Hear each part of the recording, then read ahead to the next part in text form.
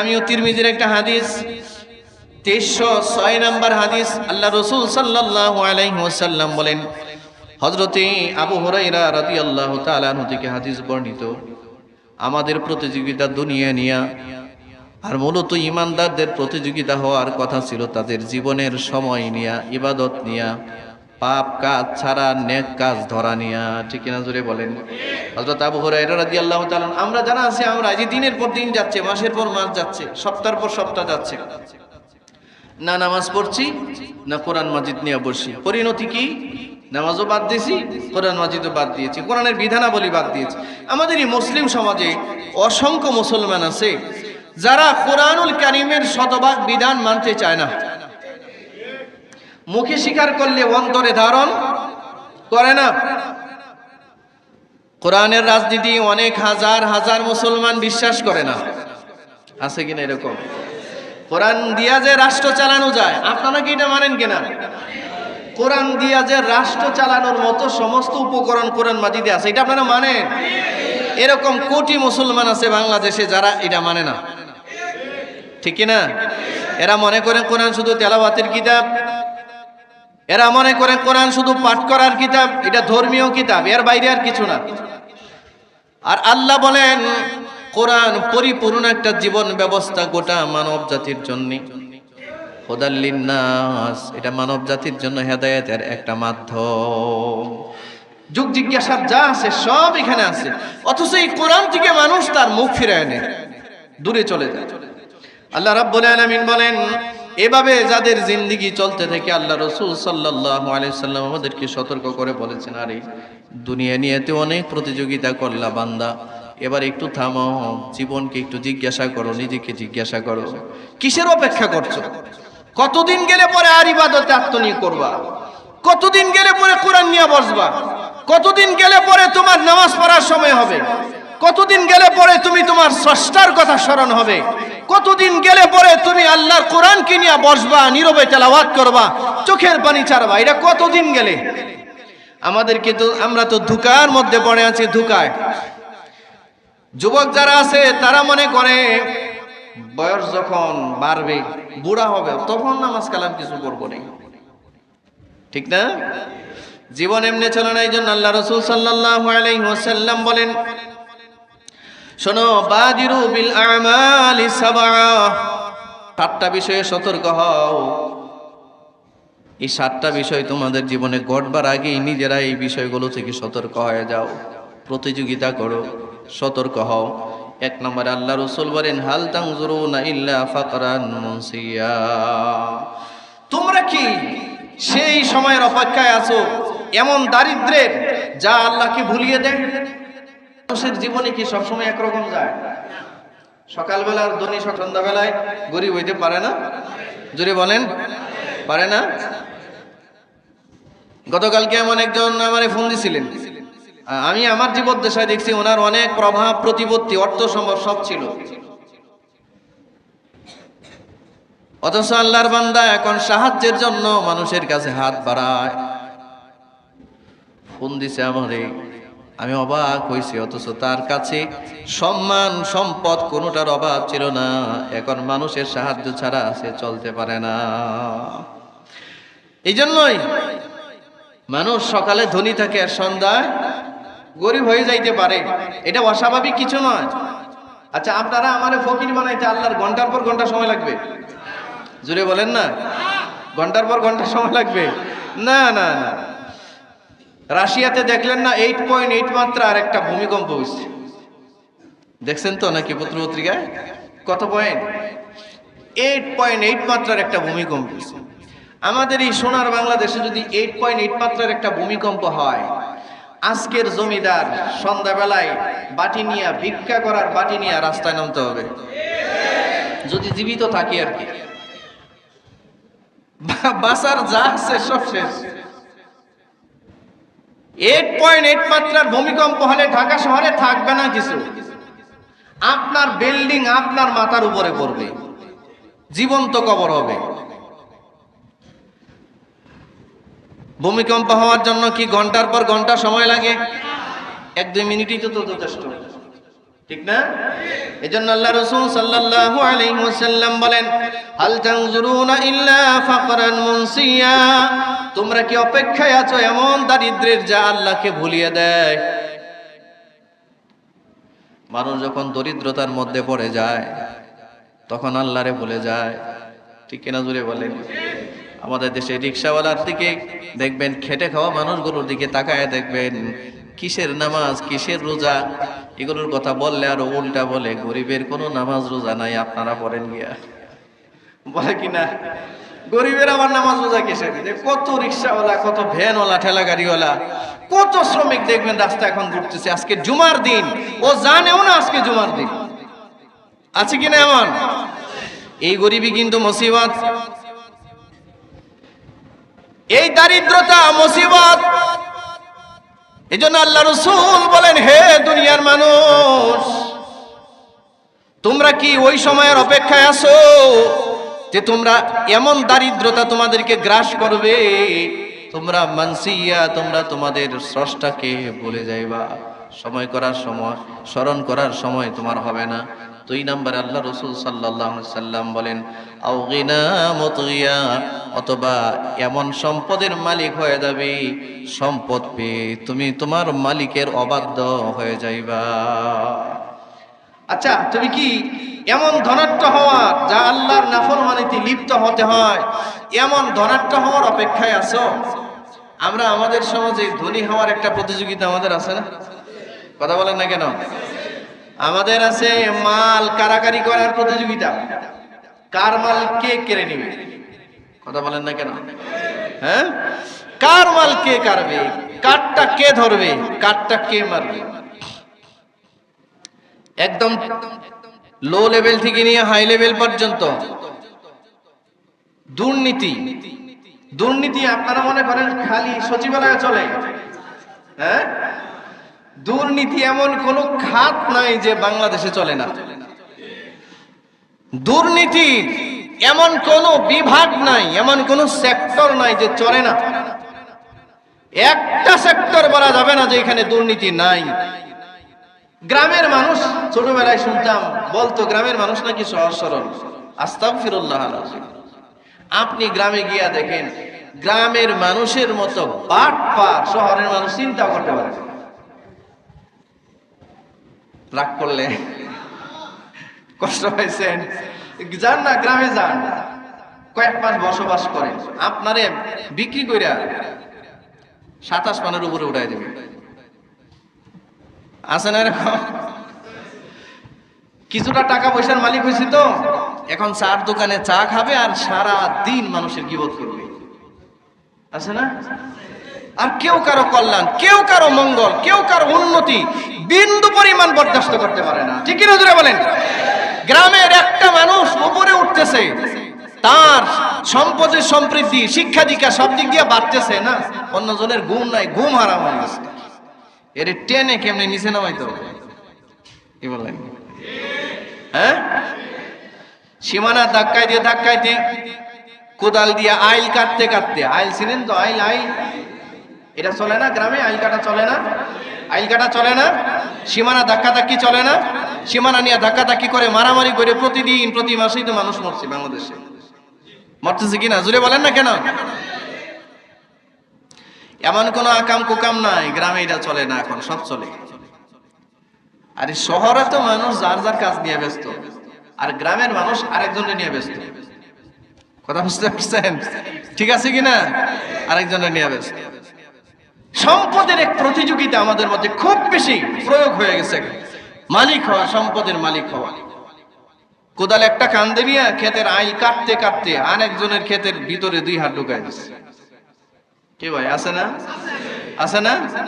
লাঙ্গল দিয়া এমন ভাবে ক্ষেতের আইলের একদম নিচ দিয়া লাঙ্গল এমন ভাবে ধরে, আইল দেখা যায় কিন্তু নিচে কিছু নাই।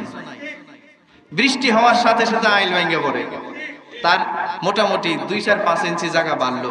এরকম বুদ্ধিজীবী গ্রামে আছে কিনা? জোরে বলেন, আছে কিনা? এই বুদ্ধিজীবী আবার ক্ষেতের আইল টাইল কাটিয়া একদম মাথায় একটা টুপি দিয়া মসজিদের প্রথম কাতারে গিয়ে বসছে। নাই? গ্রামগঞ্জে পাওয়া যায় না এমন? আল্লাহ রাব্বুল আলামিন বলেন, শোনো, এই হারাম পদের সম্পদ মাঝে মধ্যে মানুষকে বেঈমান বানায়া দেয়, মানুষকে জাহান্নামের রাস্তা ধরায়া দেয়। অতি গরিবীও ভালো না, আবার অতি সম্পদও। এমন সম্পদ লাগবে না আমার, যেই সম্পদ দিয়ে আমার আখিরাত নষ্ট হয়। এই সম্পদ মুমিনের প্রয়োজন হতে পারে না, ঠিক কিনা জুড়ে বলেন? সম্পদের প্রয়োজনীয়তা আছে। বহু সাহাবায়ে কেরাম অসংখ্য টাকার মালিক ছিলেন। হযরত উসমান গনি অসংখ্য টাকার মালিক ছিলেন। হযরত আব্দুর রহমান ইবনে আউফ বহুত বড় ব্যবসায়ী ছিলেন, বড়রা অনেক বড় ব্যবসায়ী ছিলেন। কিন্তু তাদের সম্পদ তাদেরকে কখনোই আল্লাহর স্মরণ থেকে, আল্লাহর কোরআনের স্মরণ থেকে তাদেরকে দূরে সরায়া দেয় না। শত্রু বানায় নাই, একজন আর একজনকে শত্রু বানায় নাই। আল্লাহ রাব্বুল আলামিন, আল্লাহ রাসূল বলেন, তোমরা কি এখনো সময় অপেক্ষা করতেছো ওই সম্পদের জন্য? যে হুজুর, এখন কি নামাজ পড়ার সময় আছে? এখন যৌবনকাল, ব্যবসা বাণিজ্য করব, চাকরি বাকরি করব, মেহনত করব, কষ্ট করব, সম্পদের পাহাড় করব। এটা বুড়া বয়সে দেখবো না, একটু হস্টস করে এসে কোনো ইবাদত যদি করা যায়। এমন মানসিকতার মানুষ আমাদের সমাজে আছে কিনা? আল্লাহ রাসূল বলেন, তুমি ওই সময়টা কেন নষ্ট করতেছো? 3 নম্বরে আল্লাহ রাসূল সাল্লাল্লাহু আলাইহি ওয়াসাল্লাম বলেন, আও মারাদান মুফসিদা, ওই সময় পর্যন্ত অপেক্ষা করতেছো, এমন অসুস্থতা তোমারে ধরবে যে অসুস্থ হওয়ার পরে তুমি মুফসিদ হয়ে যাবে, সব উলটপালট হয়ে যাবে। ইচ্ছা থাকার পরেও তুমি আর তখন ইবাদত করতে। আচ্ছা ভাই, এরকম বহু মানুষ আছে কিনা সমাজে? হ্যাঁ, এমন অসুস্থ হয়েছে যে সে দাঁড়িয়ে নামাজ পড়বে এই ব্যবস্থা তার নাই, বসে নামাজ পড়তে হয়, শুয়ে নামাজ পড়তে হয়। এমন মানুষ আছে কিনা আমাদের সমাজে? তো আল্লাহ রাসূল বলেন, তুমি কোন সময়ের অপেক্ষা করছো? তুমি এখনো যে ইবাদতে আত্মনিয়োগ করছো না, এখনো যে আমার হুকুমের ভিতরে তুমি আসতেছো না, আরে একটা সময় তো আসবে, এমন অসুস্থতা তোমাকে গ্রাস করবে, তোমার হাজার চেষ্টা থাকবার পরেও তুমি আমার ইবাদত করতে সক্ষম হবে না। আচ্ছা, এই সময় কি মানুষের জীবনে আসে না? এটা হলো কয় নাম্বার? 3 নাম্বার। 4 নাম্বার, আল্লাহ রাসূল সাল্লাল্লাহু আলাইহি সাল্লাম বলেন, আও হারামান মুফান্নিদা, এমন মুফান্নিদ তোমার সামনে আসবে, এমন বার্ধক্য আসবে, এমন বয়স আসবে, বয়সের কারণে তোমার চিন্তা চেতনা, ইলম কালাম, যোগ্যতা সব এলোমেলো হয়ে যাবে। আচ্ছা, আরজালিল উমরে যারা পৌঁছায়, অতি বার্ধক্য বয়সে যারা পৌঁছায়, বয়স যখন খুব বেশি হয়ে যায়, এই মানুষগুলো উল্টাপাল্টা বলে না, উল্টাপাল্টা করে না। হ্যাঁ, জোহরের সময় পড়তেছে এশার নামাজ, মাগরিবের সময় পড়ে জোহরের নামাজ। আছে কিনা এমন মানুষ? বলেন, আছে কিনা? ছেলে ছিলে না, মেয়ে ছিলে না, উল্টাপাল্টা বলে। আরজালিল উমরে পৌঁছে গেছে, অতি বার্ধক্য বয়স। আল্লাহ রাসূল বলেন, তুমি কি আরজালিল উমরের জন্য অপেক্ষা করছো? তুমি কি অতি বার্ধক্য বয়সের অপেক্ষা করছো, যে বয়সে তোমার চিন্তার বিকৃতি ঘটবে? অথচ ওই চিন্তার বিকৃতি যখন ঘটবে তখন কিন্তু তুমি ইবাদত করতে পারবে না। ওযু করতে গেছে, ওযুতে আগে কি দেওয়া লাগে? আরে ফরজ বলেন, ওযুর ফরজ কয়টা? বলেন, ওযুর ফরজ কয়টা? 1 নাম্বার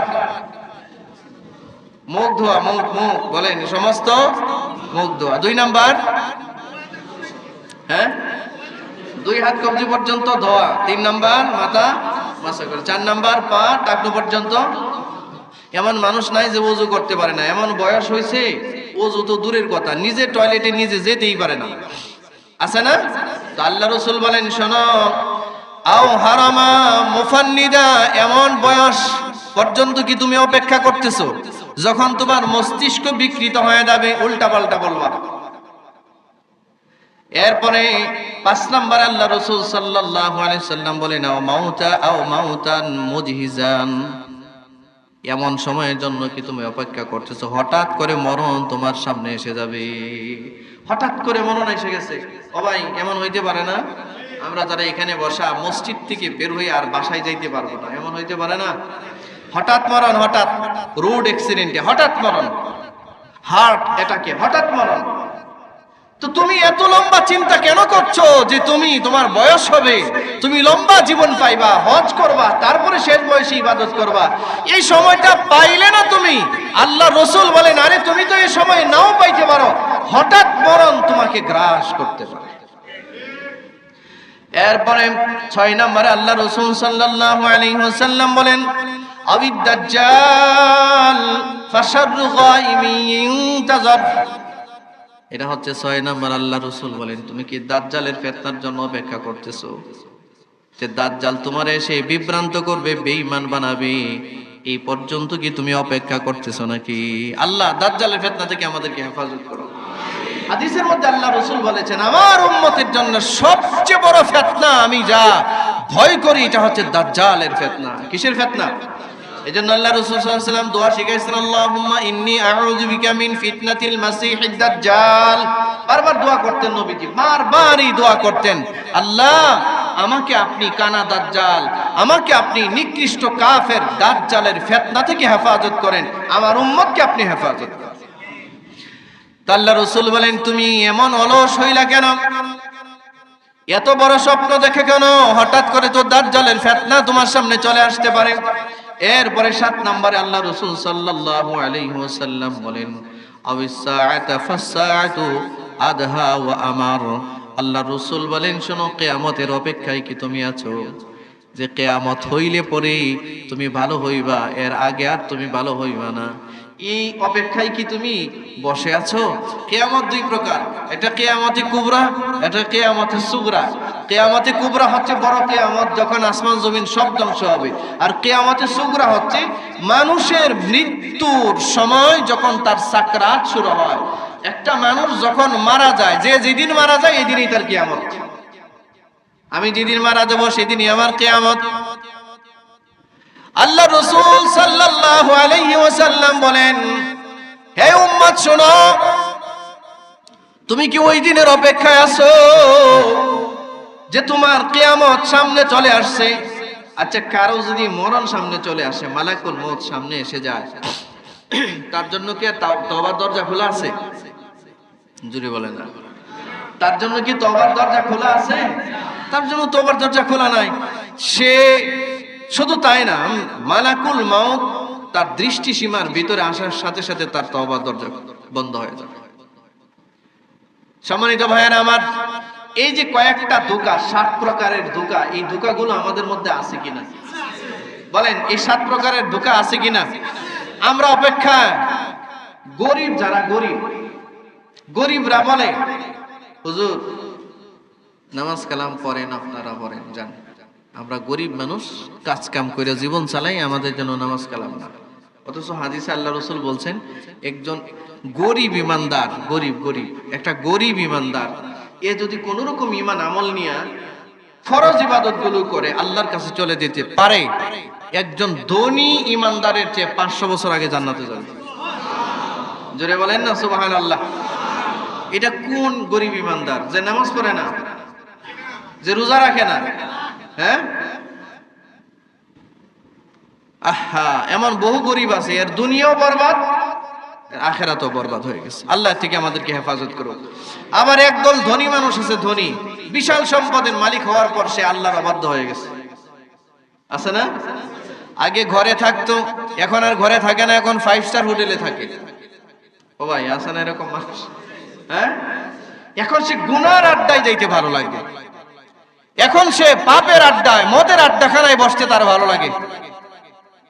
সম্পদটাকে আজকে এমন এক পর্যায়ে নেই। এই জন্য আল্লাহ রাসূল বলেছেন, বারবার আল্লাহকে বলতেন যে আল্লাহ আমাকে এই পরিমাণ রিজিক দেন, মানুষের কাছে যেন আমার হাত পাততে না হয়। আমার খুব বেশি সম্পদের প্রয়োজন নাই, আবার এমন দারিদ্রতাও আমাকে দিয়েন না যে মানুষের কাছে ভিক্ষা করে আমার চলতে হয়। এই দুইটার মাঝখানে একটা জীবন আমাকে আপনি দান করেন। এটা উম্মত হিসেবে আমাদের সকলের দায়িত্ব এই দোয়াটা করা, ঠিক কিনা জোরে বলেন? হ্যাঁ, আপনি আপনার গরিবি থেকে বাঁচার জন্য চেষ্টা করবেন, ব্যবসা করবেন, চাকরি করবেন, আরো যা যা দরকার তা করবেন, কিন্তু আল্লাহকে ভুলে নয়, আল্লাহর দ্বীনকে ভুলে নয়। কথা ঠিক আছে না ভাই? সম্মানিত হাজিরিন, আপনাদের কাছে আমি যেটা বলতে চাই, সময়ের অপেক্ষা করে এই ধোঁকাগুলো থেকে আল্লাহ যেন আমাদেরকে হেফাজত করে। মানুষের মরণ হঠাৎ করে আসে, মানুষ জানে না কখন তার মরণ আসবে। আমরা জানি আমাদের মরণ কখন আসবে? আমরা কেউ জানি না। আমরা যখন জানি না আমাদের মরণ কখন আসবে, তো আমরা প্রস্তুতি নেওয়ার, মরণের প্রস্তুতি নেওয়ার সময় আমার মধ্যে নাই। আমি আবার বুড়া বয়সে নামাজ পড়বো, এই সময় আমার কাছে আমি নাও পাইতে পারি।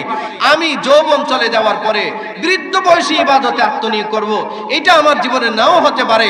আরে আল্লাহ রসুল তো বলেছেন, এক হাদিসে আল্লাহ রসুল বলেছেন যে একজন যুবক আর যুবতী যারা যৌবনকালে ইবাদত করে, ওয়াশাব্বান ফিল্লাহি, অসাব্বান, ওই সমস্ত যুবক ওই যুবতী যারা যৌবনকালে ইবাদত করে, এরা আরশের নিচে আল্লাহর ছায়া, আল্লাহর আরশের ছায়ার নিচে জায়গা পেয়ে যায়।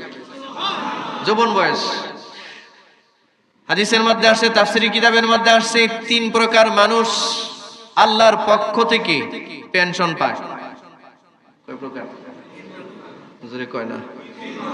পেনশন বুঝেন তো? পেনশন এটাও কথা বলে না। পেনশন বুঝেন না? দেখেন না সরকারি চাকরিজীবীরা, ওনারা যখন রিটায়ারমেন্টে যায়, এলপিআর এ যায়, সরকার পেনশন দেয় না? তো আল্লাহর পক্ষ থেকে 3 শ্রেণীর মানুষ দুনিয়াতে আল্লাহ তাদেরকে পেনশন দেয়। শুনতে রাজি? কারা কারা? লাভ আছে যে, এই জন্য শুনতে রাজি, ঠিক না?